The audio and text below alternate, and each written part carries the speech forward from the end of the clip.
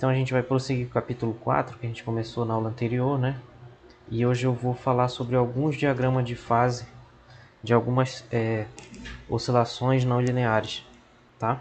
E depois a gente vai falar sobre a tentativa de resolver analiticamente o pêndulo simples, que o livro aqui chama de pêndulo plano para poder usar um argumento lá para resolver o problema. Bom, então a gente viu na aula anterior esse sistema aqui.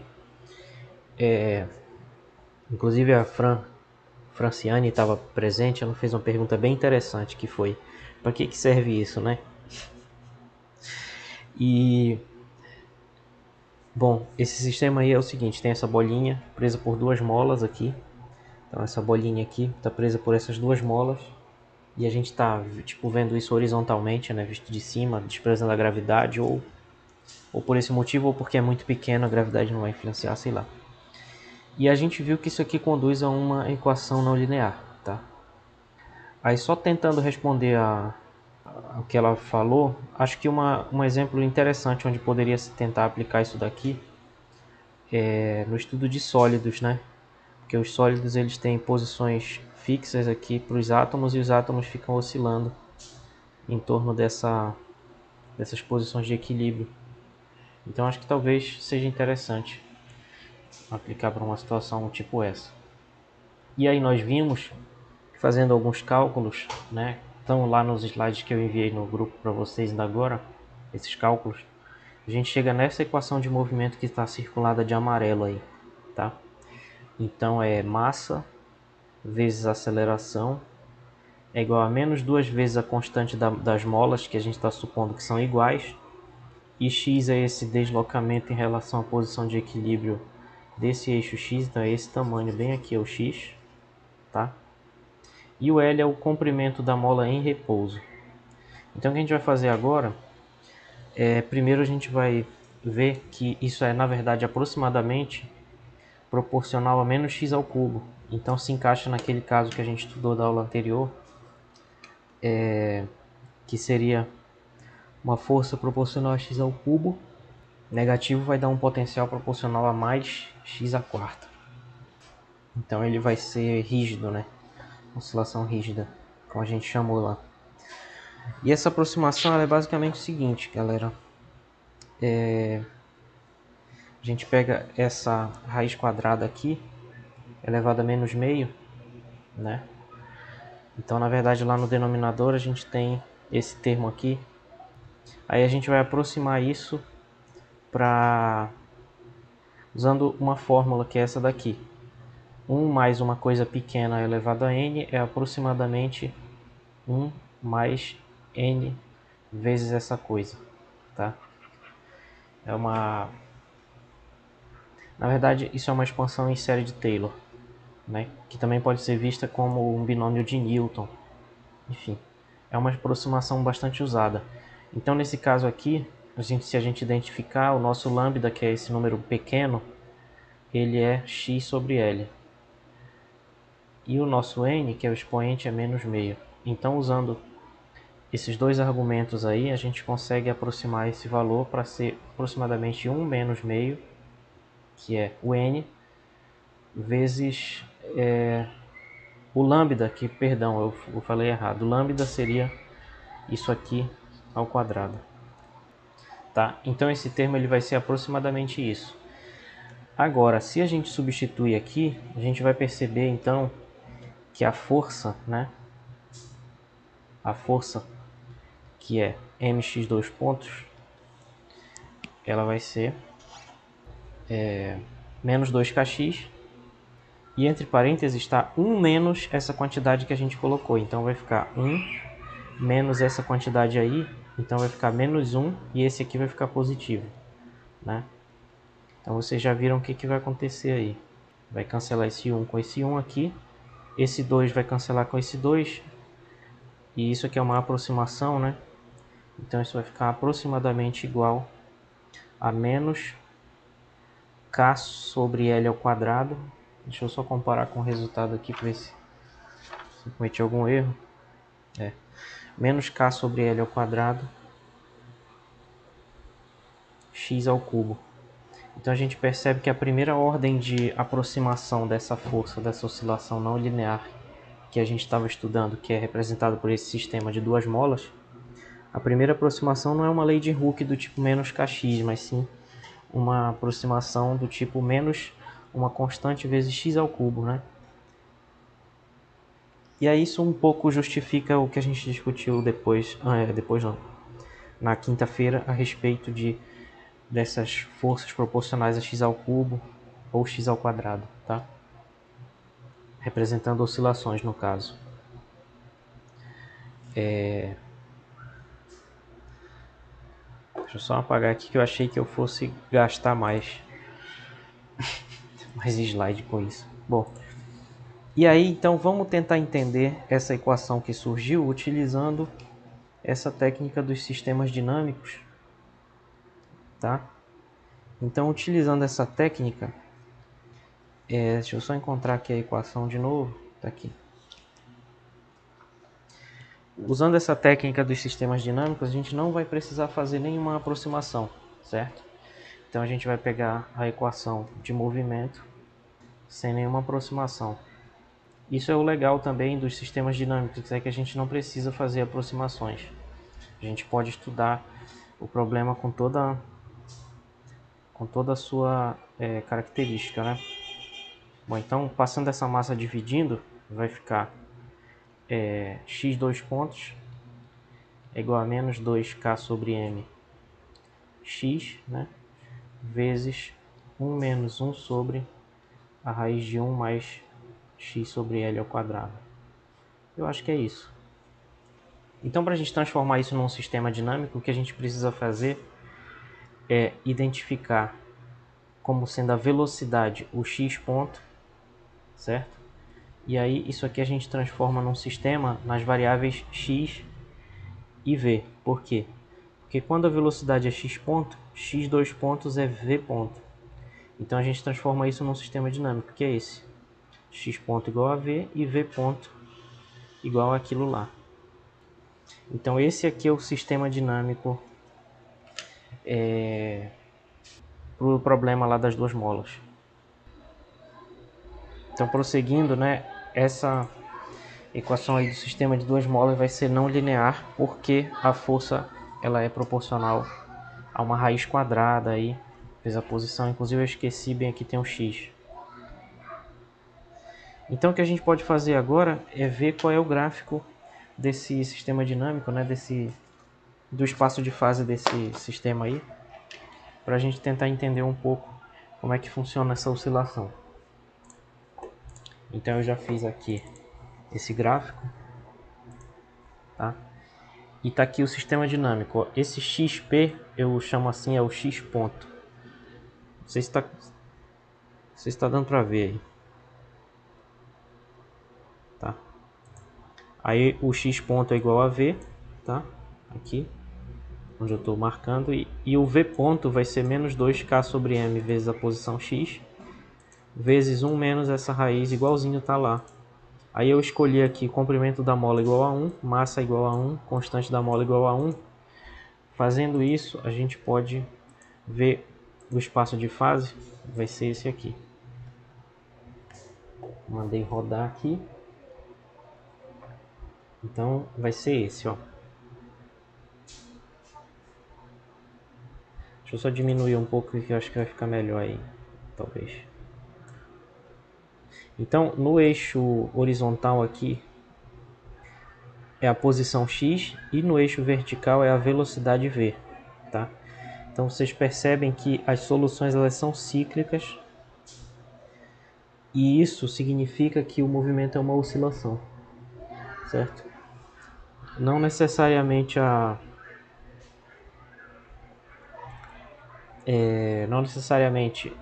toda oscilação vai fazer esse ciclo, porque ela poderia mudar a posição aqui, mas dependendo do significado dessa posição, mas sempre que for um ciclo vai ser uma oscilação.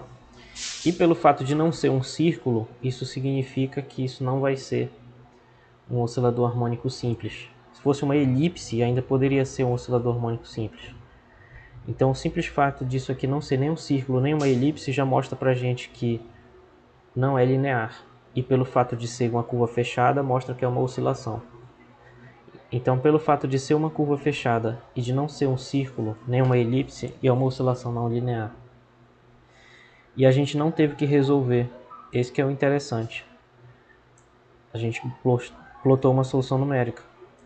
Imagina ter que resolver isso com essa raiz aqui de 1 mais isso aqui ao quadrado. É complicado. É um sistema acoplado e não linear. Bom, então numericamente a gente pode mandar fazer aqui uma curva de exemplo. Ó, e eu botei aqui uma condição inicial. Essa daqui é a condição inicial. Posição igual a 2.1. É um negócio aleatório. Eu posso mudar, colocar 2, por exemplo. Velocidade inicial igual a 0. Então isso significa que a partícula ela vai começar. Eu vou esticar ela aqui de 2 unidades. Não sei se vocês estão entendendo o que eu quero dizer. A condição inicial seria: eu vou esticar a bolinha aqui de 2 unidades de comprimento, pode ser qualquer unidade que a gente esteja usando, com velocidade nula, e vou soltar. Isso é uma condição inicial. Eu represento essa condição inicial na solução numérica colocando aqui. A gente não está explorando muito esse software que eu estou usando, mas eu estou apenas justificando que a condição inicial está bem aqui. E com isso o gráfico vai ser essa linha vermelha, que na verdade está dando várias voltas em cima de si mesmo, tá? E aí a gente pode ver aqui a solução. Então, essa curva azul representa a posição e a amarela representa a velocidade, tá? E se a gente der um zoom aqui para enxergar melhor, a gente vê que essa curva azul até se assemelha muito com uma senoide, mas a curva amarela não, certo? E isso é mais uma característica de ser não linear, né? Bom, e aí cada um vai ter as suas peculiaridades. Beleza, pessoal? Deu para acompanhar aí alguma dúvida? Tá dando para responder o questionário aí com tranquilidade? Isso. Tá bom. A sua voz está falhando um pouco, acho que é um vídeo, sei lá. Alô? Oi. A sua voz está falhando aqui. Tá falhando muito? Talvez se desligar o vídeo, né, da câmera.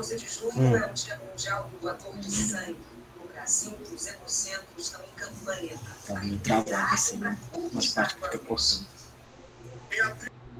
Vamos ver se melhora então aí.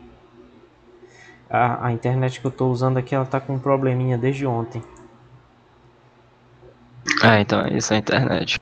Deve ser. Mas vocês estão conseguindo responder o formulário aí? Ficou alguma dúvida? Abri agora. E a sua voz ainda tá cortando um pouco, acho que é realmente a internet.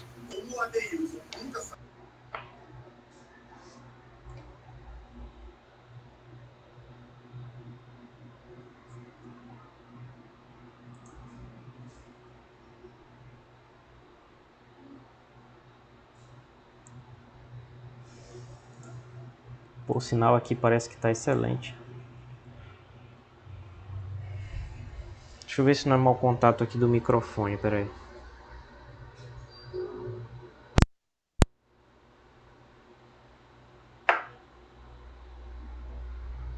Eu acho que eu vou deixar no mudo aqui que eu tô mexendo nos conectores, eu volto em alguns segundos.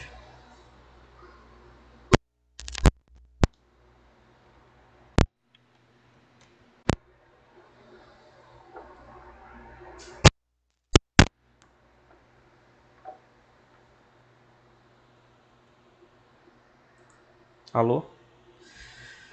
Vamos ver se melhora aí.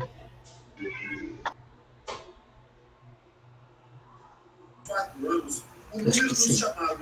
Eu acho que são os adaptadores que eu estou usando aqui também, porque senão eu não vou conseguir ouvir vocês. Mas tudo bem. Vamos ver se melhora aí. Se não melhorar, vocês me avisam. Estava falando, enfim, que a solução numérica é essa aqui.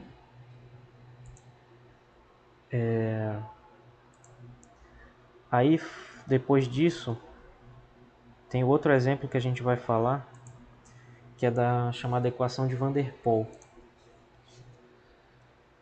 Tá? E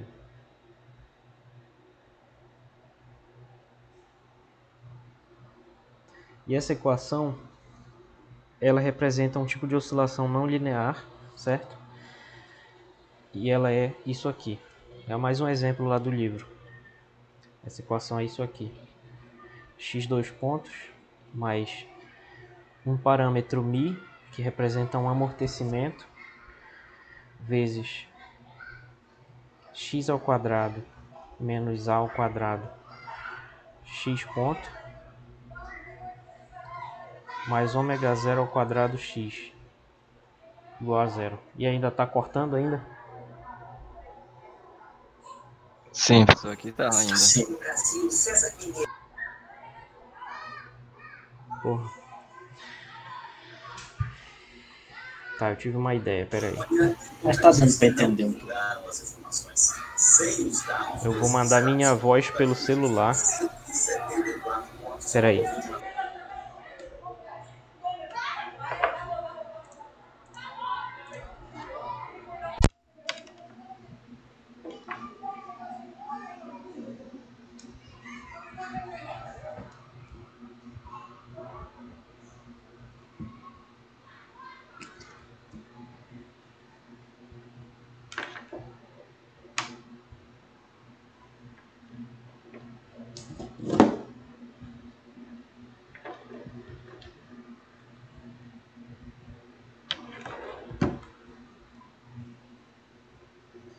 E agora melhorou? Melhorou? Só tem que desligar o microfone do seu. Não tô te ouvindo aí, Thiago. Tá falando. Peraí, que eu fiz merda de novo, peraí. Alô? Agora vocês vão ouvir agora. Eu tinha bloqueado o áudio aqui do celular. Não é que tava ligado o outro microfone, eu acho que tava dando erro. Eu entrei pelo celular usando os dados agora. E aí meu áudio sai pelo celular e a tela sai pelo... Melhorou? Beleza. Eu tenho 9 GB aí para gastar, que eu não gastei. Então vamos lá. Essa daqui é a equação de Van der Pol. E... Pelo menos áudio gasta muito. É.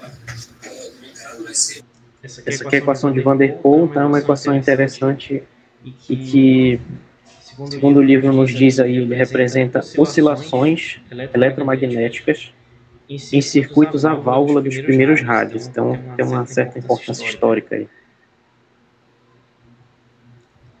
Tá? E nessa equação aí, x é a posição, né, o deslocamento em relação à posição de equilíbrio. Então x ponto é a velocidade, ômega zero seria a frequência natural, né, a frequência básica. Se fosse um oscilador harmônico, essa seria a frequência. Vamos chamar de frequência natural, para ficar de acordo com o que a gente já tinha estudado. E esse μ é uma espécie de parâmetro de amortecimento, já que ele está acompanhado aqui. Ele vai dar o peso, digamos assim, do termo proporcional à velocidade, que é o amortecimento, né? Então esse μ é um parâmetro de amortecimento.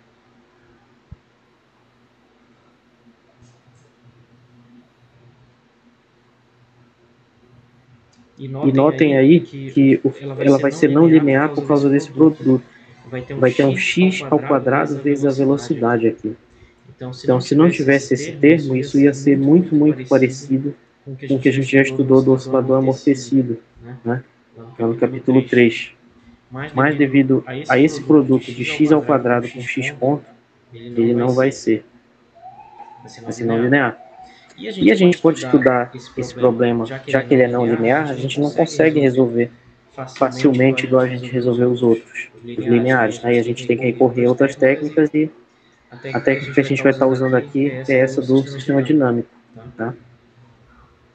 E para que a gente veja essa equação como um sistema dinâmico, a gente vai fazer aquela mudança que a gente sempre faz. Então, a gente vai chamar de x ponto igual a v, e com isso, o v ponto, ele vai ser, então, menos tudo isso aqui. Então, que vai ser justamente o x dois pontos. Vai ser menos μ vezes x ao quadrado menos a ao quadrado, menos ômega zero ao quadrado vezes x. Aliás, eu sempre esqueço, aqui é o v. Aqui vai ter o x ponto, que é a velocidade. Tá? Então, isso que eu fiz aí embaixo, bem aqui, vai ser o sistema dinâmico. E a gente pode plotar numericamente S desse sistema dinâmico. Então, resumindo, a equação de Van der Waals, ela representa uma oscilação não linear e ainda por cima amortecida, tá bom? E aí nós vamos ver que no sistema dinâmico dela vai ter uma propriedade extremamente interessante, que vai ser o ciclo limite, tá? Foi bem legal.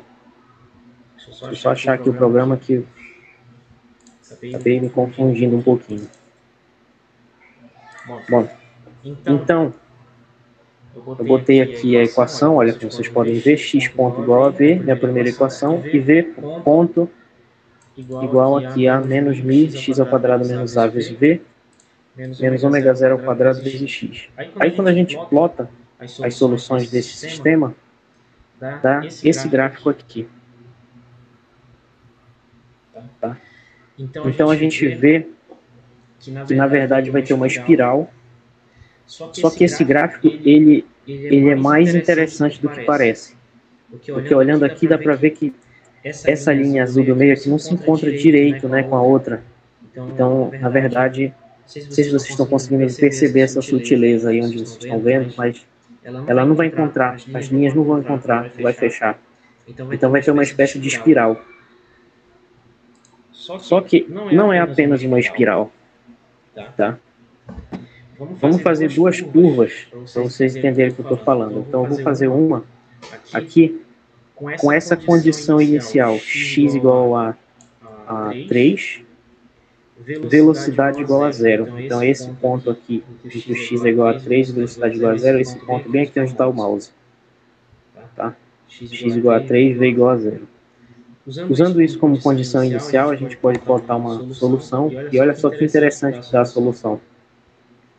Ela dá essa espiral. Uma espiral que leva a um círculo. Oi? Uma espiral que leva a um círculo. Exatamente. A espiral que, em vez dela tender para um ponto lá no centro, ela vai tender para um círculo. Então, o limite dela vai ser um ciclo que tem aqui, que não vai ser exatamente um círculo, né, mas vai ser um ciclo, uma curva fechada. E por esse motivo, essa curva fechada é chamada de ciclo limite. Então, o ciclo limite, ele seria um ciclo fechado no espaço de fase, que é o limite, né, para onde tendem as soluções que estão ao redor dele. Então, as soluções ao redor dele, eu peguei uma ao acaso aí, uma condição inicial qualquer, e ela tendeu a esse ciclo limite. Se a gente colocar isso no espaço de fase, dá para ver que esse ciclo limite ele é mais ou menos aqui onde termina essa região vermelha. E aí, se a gente plota a posição e a velocidade, olha só como fica. A gente percebe essa curva azul é a posição, a amarela é a velocidade. Deixa eu só dar um zoom aqui. O azul é a posição, a amarela é a velocidade. Então a gente percebe que eles começam a oscilar uma amplitude maior e a amplitude dessa oscilação vai estancando, né? Vai ficando constante essa amplitude. Por quê? Porque vai se aproximando cada vez mais da amplitude desse ciclo limite aqui, certo? Parece que o círculo interno também fica abrindo, né? Sim. O legal desse problema é isso, é que tanto as curvas de fora como as de dentro vão tender para esse ciclo limite. Então esse aqui foi o primeiro caso. Deixa eu só ver uma coisa que eu anotei aqui no caderno, que eu queria falar sobre isso aí, eu acabei esquecendo.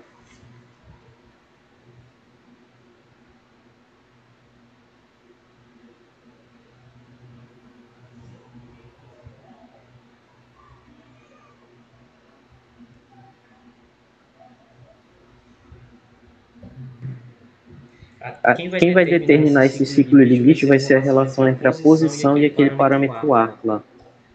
Eu não consegui achar nem no livro nem na internet como é que eu determino esse ciclo limite, mas eu ainda vou pesquisar e vou trazer isso aqui para a gente esclarecer por que está esse círculo aí. Mas enfim, o que eu entendi é que depende do parâmetro A, lá da equação. Deixa eu só subir. Não seria esse x ao quadrado menos A? Sim, é isso aqui que vai dar esse... Parece uma elipse, aquele cálculo de elipse. Né? Sim, exatamente. Só que tem razão, vai ser isso aqui porque isso vai provocar uma mudança final, né?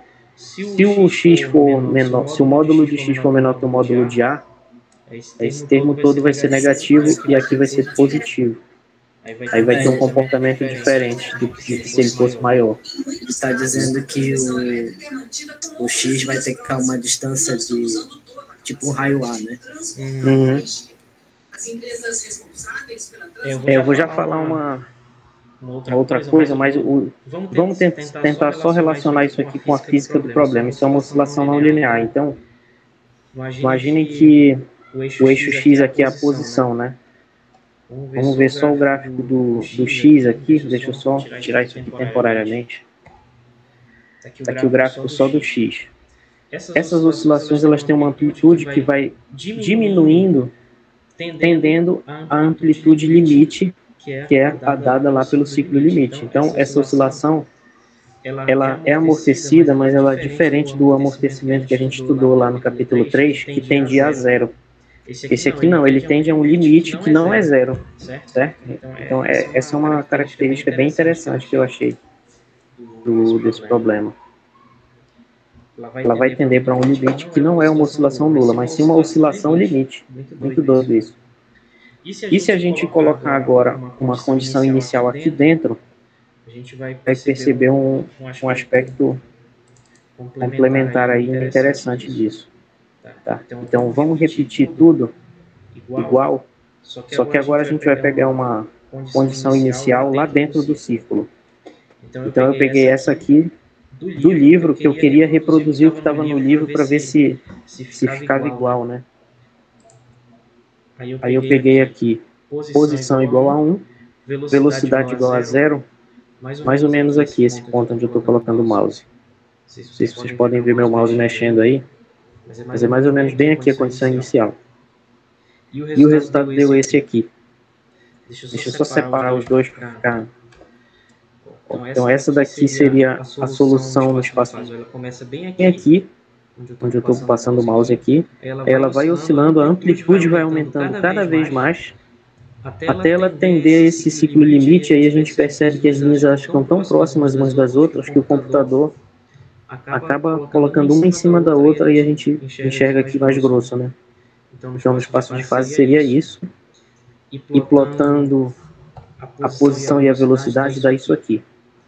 Então olha que interessante, a oscilação começa com uma amplitude pequena e ela vai aumentando, tendendo a esse limite, certo? Então é um amortecimento diferente daquele que a gente estava estudando, uma situação diferente, a amplitude vai aumentar. Muito doido, né? E vai tender para o mesmo limite. Então, a moral da história aí seria a seguinte, que não interessa qualquer condição inicial que a gente pegar no plano inteiro, que não seja o ponto central, que vai ser tudo estático, né? Qualquer outro ponto que a gente pegar, a solução vai caminhar para esse ciclo. Certo?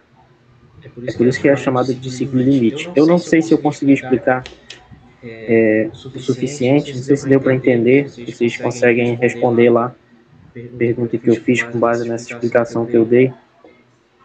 Tá?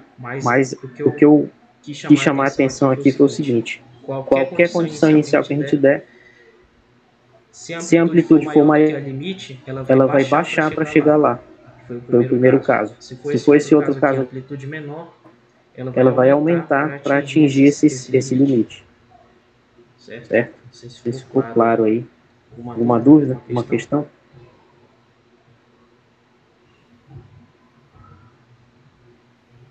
Esse A é o que mesmo?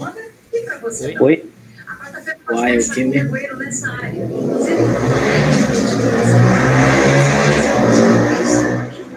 não sei qual é o significado físico do A. Eu sei que ele é um parâmetro aí que vai determinar isso. Deixa eu ver se está falando aqui no livro.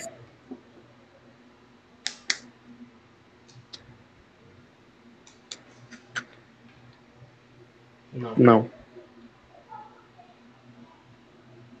Mas eu acho que a gente pode interpretar o A a partir do resultado que a gente obteve. Ele é um valor crítico, né, da amplitude. Da amplitude X, da solução X aqui. Se ele zerar o X, ele vira um oscilador harmônico normal. É por isso que esse primeiro caso que a gente analisou aqui, eu até esqueci de falar, esse parâmetro de amortecimento a gente botou 0,05. Eu tentei fazer igualzinho, tá no livro, para ver se ficava igualzinho mesmo. Eu tava... Enfim. Ele, pelo que eu entendi, né? Não sei se está errado. Quando o x for igual a ao quadrado, esse seria o ponto de equilíbrio dele, né? Então, as ondas eletromagnéticas lá, elas têm... sai com a amplitude não modulada, né? Aí tem que se ajustando, é isso? Não entendi o que você falou, não sei o que é isso. Não era um negócio de onda eletromagnética lá? Uhum. Elas começam muito alta, uma amplitude muito alta ou muito baixa, aí vai retificando, é isso? Se tu tá dizendo, eu acredito, mas eu nunca estudei isso não. Se puder me mandar alguma coisa depois para me dar uma olhada, Não, vai ser legal que eu aprenda. Tô falando agora o que eu tô achando. Tá bom. Eu acho Se quiser mandar alguma coisa aí, eu nunca estudei isso não. Estudei muito oscilações eletromagnéticas. É porque... Se quiser me enviar um material, aí eu posso dar uma lida. Não sei, eu tô chutando agora, não sei. Não, mas esses teus chutes, eles são... Fala como se não fosse nada. Tu sabe muito bem o que tá falando. Não, eu só chutei porque são ondas eletromagnéticas, né? Então eu pensei que pra deixar bonitinho lá, pra ficar... Agora, não conheço esse aparelho. Era tipo uma... Mais nome daqui? O senhor falou agora? Isso daí seria uma... Tubo, não sei o quê. Válvula, né? Uma parada assim. Tipo um transistor antigo. Né? Uhum. Nosso amigo engenheiro elétrico aí não quer participar hoje, não quer falar nada. Tudo bem. Tá, prosseguindo então. Vamos aumentar o amortecimento, que aí vocês vão ver que vai mudar um pouco o aspecto, né? Muda um pouco o aspecto aqui do espaço de fase, não sei se vocês estão percebendo, né? E aí, isso se deve justamente ao fato de que esse amortecimento, ele é um parâmetro que está ligado a esse termo aqui, onde está a não linearidade. Não sei se eu estou conseguindo me expressar com clareza. Eu estou querendo dizer o seguinte, se o Mi fosse zero aqui nesse sistema de equações, bem aqui, ó, se Mi fosse zero, seria um oscilador harmônico simples, porque só ia ter o menos ômega zero ao quadrado x e aqui a velocidade. Então, quanto menor for esse parâmetro de amortecimento Mi, mais próximo a gente vai estar do oscilador harmônico. E ele estava em 0,05. Aí eu aumentei uma ordem de grandeza agora, ele é meio. Quando eu aumentei essa ordem de grandeza, aumentou o amortecimento e, consequentemente, ele está mais distante agora do que seria um oscilador harmônico simples. Então, esse aspecto aqui mais diferentão. E aí, se a gente coloca as mesmas condições iniciais, primeiro uma interna que eu botei aqui, de 1 a 0. Vamos ver. Essa condição inicial de 1 a 0 é interessante. voltando um pouco aqui no tempo, vai lá para a origem, e avançando no tempo vai tender para o ciclo limite, que a gente percebe agora que ele está bem diferente de um círculo, né? E aí o gráfico vai ser esse aqui. E a gente pode estudar numericamente tanto a posição como a velocidade dele. Tá? Aqui não dá para perceber muita coisa, que a gente percebe o seguinte: a oscilação ela começa muito pequena, quase imperceptível, aí ela vai aumentando, aumentando, aumentando, até que ela chega no limite aqui, certo? E a gente pode dar um zoom só para ver com mais clareza aí o trecho que as coisas começam a acontecer mesmo. É isso aqui, ó, a gente vê que a oscilação vai aumentando bem devagar, até tender ao ciclo limite. Só que no caso aqui já é uma situação bem distante da oscilação linear, né? E a gente poderia fazer a mesma coisa também, aumentando esse amortecimento, no caso da solução externa, né? Solução que começa com uma amplitude maior que o limite, que seria isso aqui. Então, fazendo isso, com essa outra condição inicial, que é x igual a 3, velocidade igual a 0 inicial, a solução dá essa aqui, tá? E a gente percebe que a oscilação ela vem com uma amplitude maior, mas ela tende a esse mesmo limite. E a gente pode ver como se comporta a posição e a velocidade. E a gente pode dar um zoom aqui na parte mais inicial. Acho que eu fiz alguma coisa errada, peraí. Deveria ter feito isso aqui.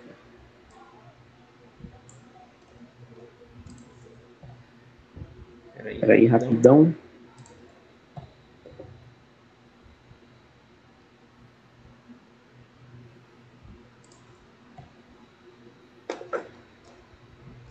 Tá. Não tá certo, é isso mesmo. Eu acho que lá próximo da origem tem alguma divergência, né? Enfim, a posição deveria estar indo para 0.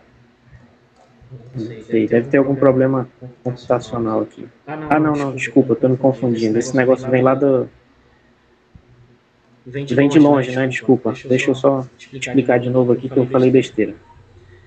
Aqui a gente está analisando uma solução que vem, entre aspas, de fora do ciclo limite, né? Que significa uma posição e uma amplitude fora dessa região. Uma posição e uma velocidade, né? E aqui a gente pode plotar numericamente a partir disso a posição e a velocidade para essa condição inicial. E aqui a gente pode ver o quanto isso é, enfim, distante, né, do que a gente estava estudando como oscilação linear. Tá? E aqui a gente percebe esses aspectos curiosos aqui que são distantes daquilo que a gente considerou como padrão.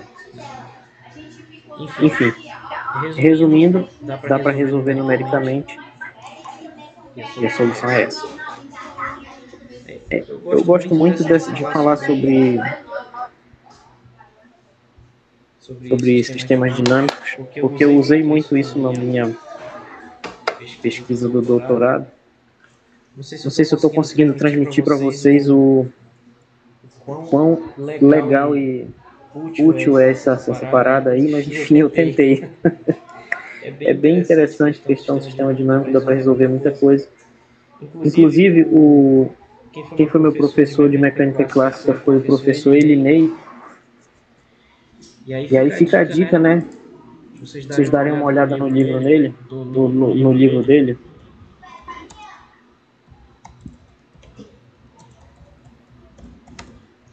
Quando eu fui aluno dele, ele estava escrevendo o livro. E, inclusive, eu quase fui bolsista dele para ajudar a corrigir, mas ninguém quer saber dessa história. Mas enfim, está aqui o livro dele, é bem interessante. Mecânica Clássica para o Nosso Tempo, uma abordagem computacional utilizando matemática. Aí ele dá todos os tutoriais de como utilizar esse programa que eu estou usando aqui, justamente para mecânica clássica, tá? Então fica a dica para quem quiser saber mais. Tá aí.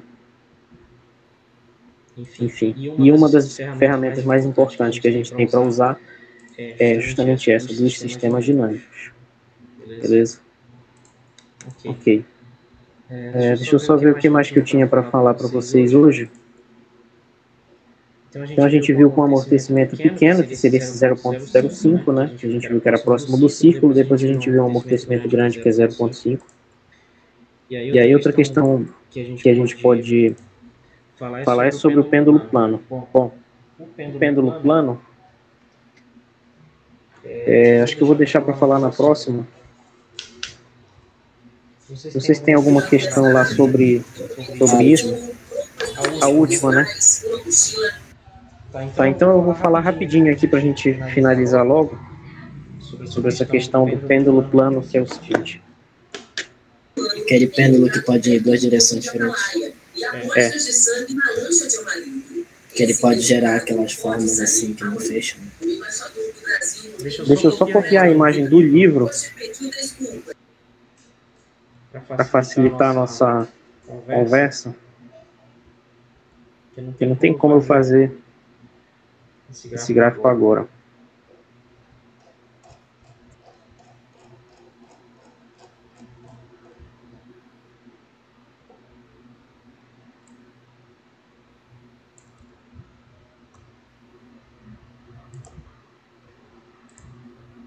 Bom, como a física desse problema é basicamente a física do...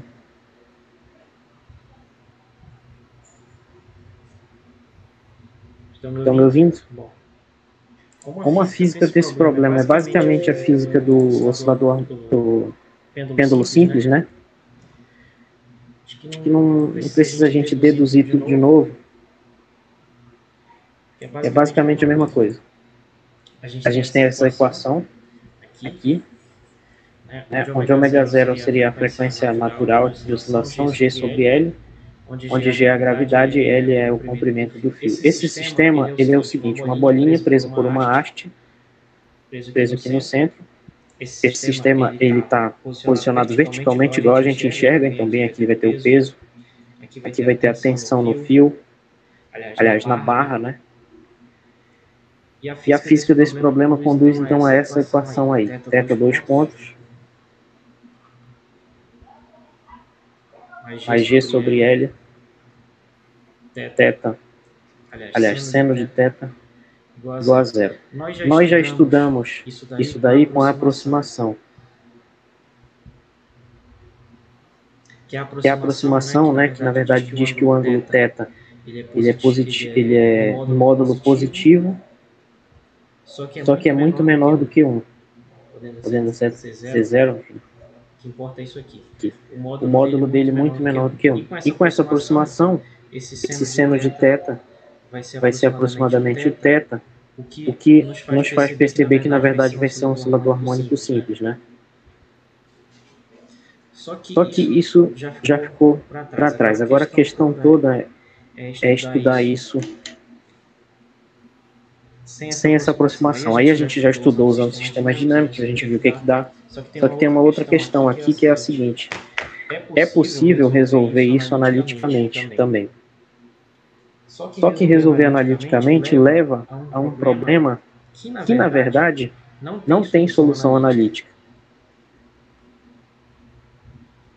É um problema matemático aí que vai aparecer. Tá? Então, para a gente entender isso, a gente tem que olhar para a conservação da energia. Por quê? Porque isso aqui já é a segunda lei de Newton que a gente já estudou, né? Esse θ 2 pontos já é a segunda lei de Newton, ou se a gente quiser ver de outra forma, já é a segunda lei de Newton para rotações. Então, se a gente aplica a conservação da energia,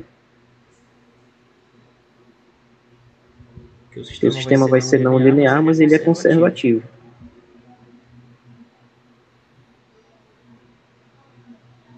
Tá? Aplicando a conservação da energia quer dizer o quê? Energia cinética mais potencial igual a energia total, que é constante. Beleza? Então, aplicando essa conservação da energia, eu fiz os cálculos aqui, que estão no livro, e, enfim, eu pensei um pouco, eu acho que tem um erro conceitual lá no livro na hora que ele define esse ângulo inicial aí, mas eu não sei se vale a pena a gente entrar nesse debate, que eu não tenho certeza disso, e aí a gente acaba perdendo tempo. Mas eu acho que tem um probleminha conceitual lá no livro, na hora que ele define esse θ0, que seria o ângulo inicial, da onde vai começar tudo. E aí eu vou ignorar um pouco esse problema, que eu acho que o correto seria dizer o seguinte, vamos considerar como condição inicial isso aqui. Um certo ângulo θ0, então o θ no instante t igual a zero vai ser um certo θ0, de tal modo que a velocidade angular inicial, ou seja, o θ ponto, no tempo t igual a zero, seja nula. Tá? Então, poderia ser, por exemplo, um ponto bem aqui. Vamos imaginar aqui o eixo x, y. Um ponto bem aqui, um certo θ0 aqui, em que a gente larga ele a partir do repouso. Só que aí, no caso, ele ia se mover no sentido horário, né? E não no anti-horário igual está lá na figura. Mas eu acho que isso ia resolver o problema conceitual lá do livro. Bom, fazendo isso e aplicando a conservação da energia, a gente consegue mostrar aqui o seguinte. A energia total desse bloco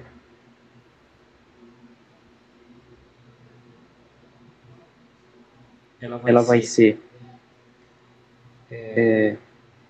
2mg L seno quadrado de θ0 sobre 2. Eu posso mandar para vocês esse cálculo que eu fiz aqui no papel. Está igual ao livro, só que um pouquinho mais detalhado. Aí vocês dão uma olhada lá. A energia potencial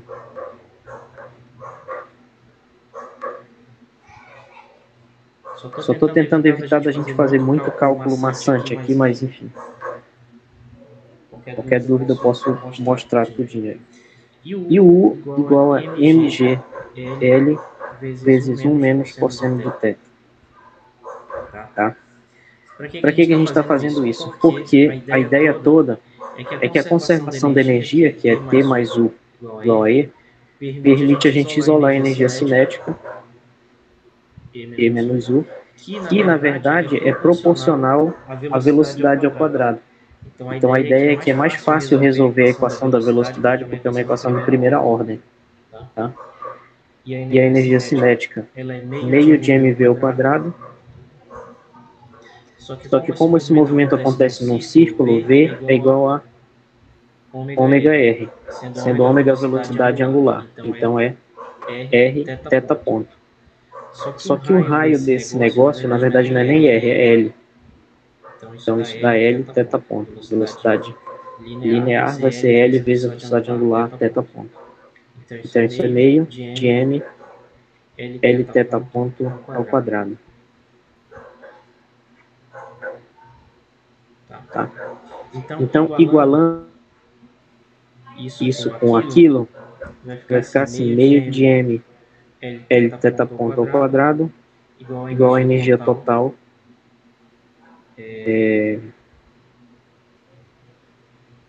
menos U. Tá? A gente chegou bem aqui. Agora, substituindo esse E e esse U, a gente vai obter então essa relação bem aqui. Eu vou pulando alguns passos aqui, tá? Mas eu posso mandar os detalhes todos para vocês.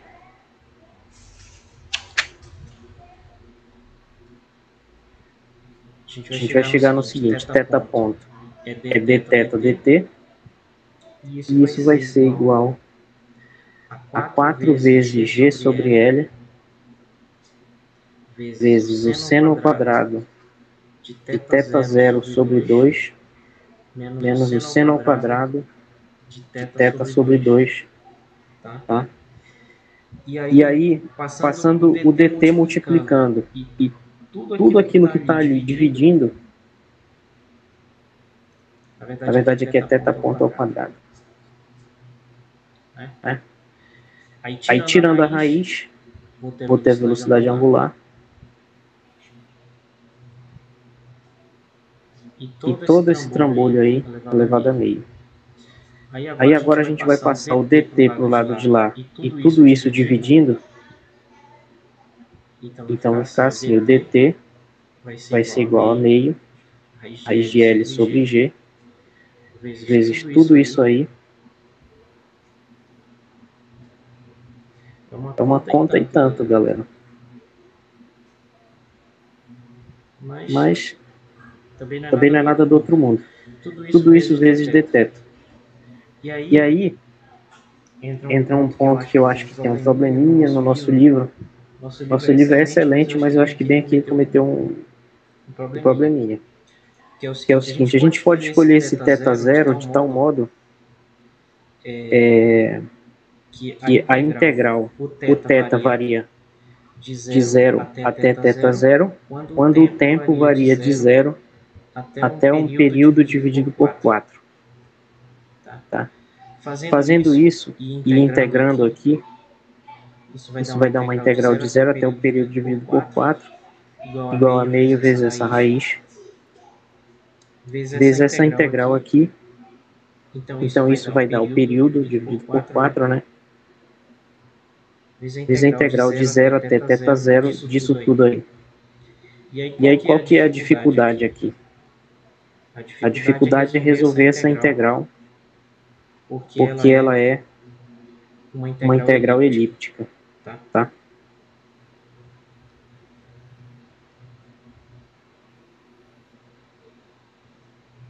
E isso é um tipo de integral que não possui solução em termos de funções elementares, o que significa que é impossível resolver essa integral usando mudança de variável, integração por partes, substituição trigonométrica, substituição universal, todos aqueles métodos que a gente estuda em cálculo 1, usando funções elementares, que são polinômios, função seno, cosseno, tangente, exponencial, logaritmo, todas essas funções, a solução dessa integral não pode ser expressa usando essas funções, ela pode ser expressa usando uma série, vai dar uma função especial. Tá? Então a dificuldade matemática de resolver esse problema analiticamente é essa, que a tentativa de resolver conduz a uma integral elíptica, que é uma integral, vou repetir, que não possui soluções em termos de funções elementares. Tá?